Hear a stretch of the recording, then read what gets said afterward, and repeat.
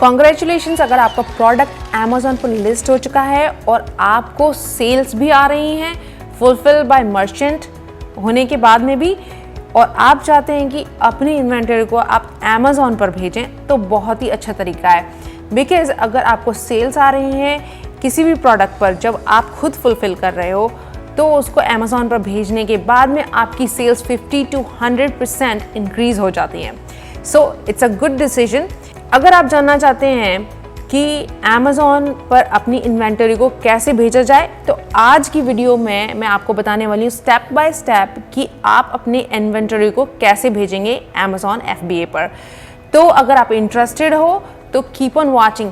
लेकिन उससे पहले मैं बताना चाहती हूँ कि मेरा नाम है अंजलि कैरिस और इस चैनल पर मैं अमेज़ॉन से रिलेटेड और ई-कॉमर्स से रिलेटेड बहुत सारा कंटेंट डालती हूँ।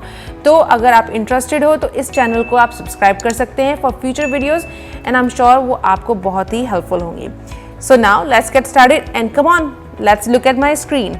सो सबसे पहले आपको क्या करना है कि आपको अपने सेलर सेंट्रल अकाउंट में लॉगिन करना है और उसके बाद में आपको जाना है इन्वेंटरी में।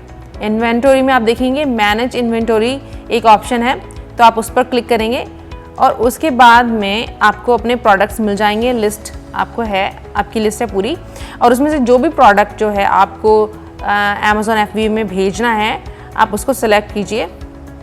सो I am going to select one of my products और आप उस पर क्लिक कीजिए, चेक बॉक्स है, और उसके बाद में आप ऊपर जाएंगे तो आपको दिखाई देगा एक्शन ऑन वन सिलेक्टेड, ठीक है, उस पर क्लिक करना है और उसके बाद में एक ऑप्शन आएगा send/replenish inventory, उस पर क्लिक कीजिए। अब आपका प्रोडक्ट जो है वो शिपमेंट प्लान का फर्स्ट स्टेप स्टार्ट हो चुका है और यहाँ पर आपको करना है convert and send inventory. So convert and send inventory का मतलब ये है कि इस लिस्टिंग को FBA बना दो और शिपमेंट प्लान जो है क्रिएट कर दो। सो मैं यहाँ पर convert and send inventory click करती हूँ। उसके बाद में अमेज़ॉन पूछता है कि ये जो है हैज़मेट प्रोडक्ट तो नहीं है। हैज़मेट का मतलब ये होता है कि अगर बैटरी ऑपरेटेड है या फिर कोई भी हेल्थ से रिलेटेड इश्यू वो कर सकता है, तो वो प्रोडक्ट जो है अमेज़ॉन रिस्ट्रिक्टेड प्रोडक्ट की कैटेगरी में आ जाता है अमेज़ॉन में, और उसके लिए स्पेशल वेयर हाउसेस होते हैं। सो उसके लिए आपको परमिशन लेनी पड़ेगी। सो यहाँ पर आप देखेंगे रिक्वायर्ड इन्फॉर्मेशन में जब आप क्लिक करेंगे तो इसमें पूछ रहा है कि इसमें बैटरी तो नहीं है या फिर कोई डेंजरस गुड तो नहीं है ये। तो अगर आपका प्रोडक्ट में बैटरी नहीं है आपके प्रोडक्ट में, और तो अगर आपके प्रोडक्ट में बैटरी नहीं है या फिर आपका प्रोडक्ट जो है वो हेल्थ के लिए कोई इशू नहीं करता, तो आप उस पर नो करके सबमिट कर दीजिए और उसके बाद में सेव एंड कंटिन्यू कीजिए। सो नेक्स्ट स्टेप ये है कि यहाँ पर आपसे पूछ रहा है कि इंडिविजुअल प्रोडक्ट्स आप पैकेज करके भेजेंगे या फिर केस पैक्ड। तो आप देख सकते हैं कि पिक्चर में भी बताया है कि अगर आपके सपोज़ आप 5-6 इन्वेंटरीज जो भेजना चाहते हैं प्रोडक्ट्स की, और इंस्टेड ऑफ सारे एक जैसी इन्वेंटरी के अलग अलग बॉक्स बनाने के बजाय आप एक ही बॉक्स में सारे इन्वेंटरीज डाल सकते हैं। मे बी आपकी कम क्वांटिटी होगी तो आप एक ही बॉक्सेस में सारे डाल सकते हैं, तो वो इंडिविजुअल प्रोडक्ट्स होता है, वो एक केस के अंदर जा रहा है, वो ये वाला ऑप्शन है। केस पैक्ड प्रोडक्ट्स में सारे जो भी प्रोडक्ट्स एक बॉक्स के अंदर होंगे वो एक ही लिस्टिंग के प्रोडक्ट होंगे और आई वुड से कि एक ही SKU होगा बेसिकली। तो अगर आप जैसे गारमेंट्स के बारे में बात करती हूँ, तो अगर आपके 3 SKUs हैं और आप एक टी-शर्ट सेल करें, एक मीडियम, लार्ज और एक मे बी स्मॉल, ठीक है, तो आपको केस पैक प्रोडक्ट्स के लिए उसमें 3 बॉक्सेस आपको सेंड करने पड़ेंगे। ऑन द अदर हैंड अगर आप इंडिविजुअल सेलेक्ट करते हैं तो आप तीनों के तीनों जो SKUs हैं वो आप एक ही बॉक्स में डालकर भेज सकते हैं।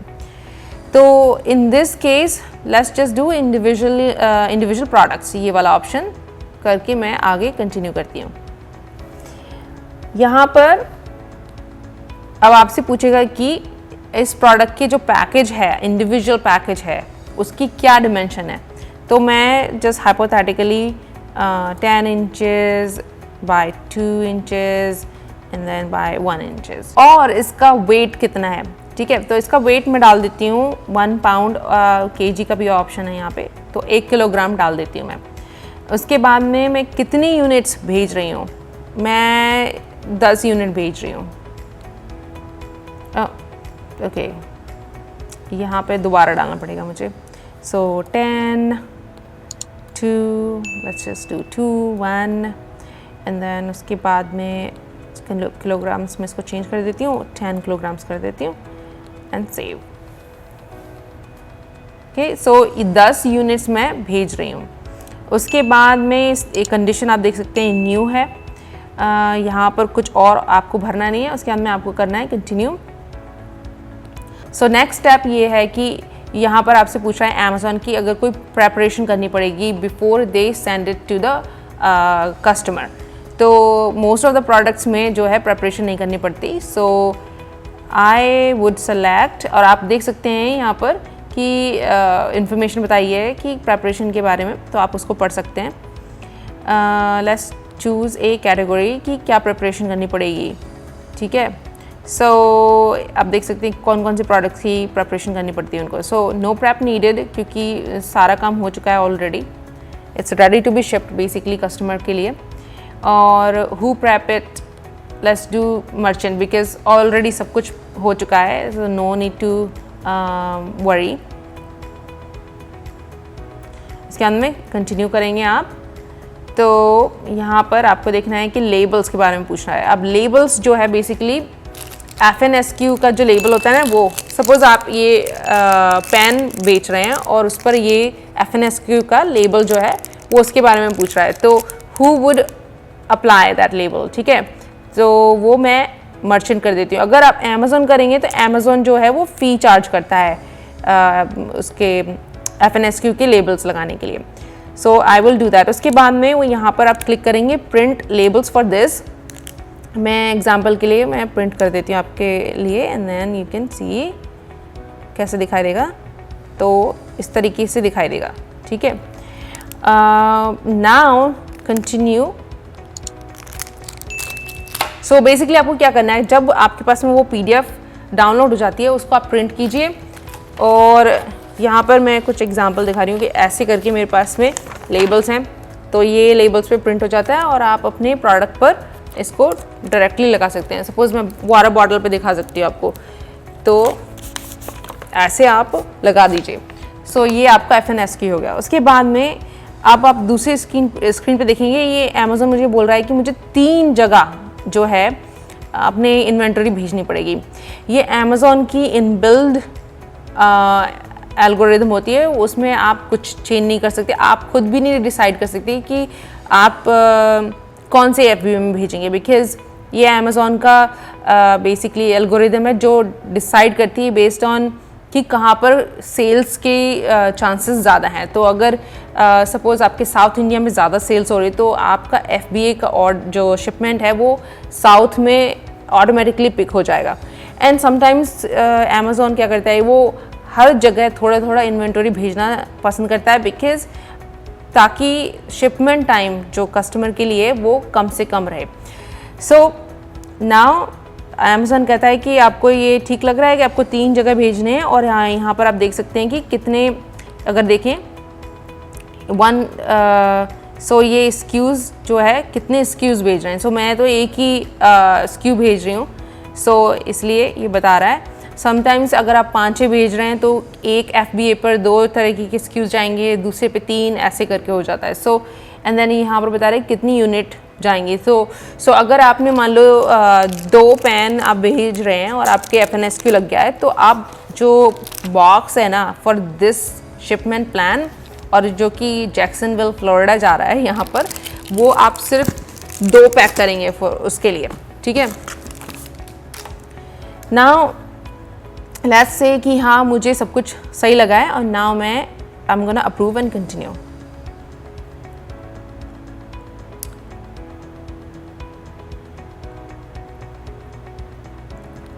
सो आई approved and continue. So now मेरे पास 3 शिपमेंट प्लान है, तो मुझे तीनों पर बारी बारी से काम करना पड़ेगा, लेकिन सेम ही काम है। So I am gonna show you with 1 shipment plan, ठीक है।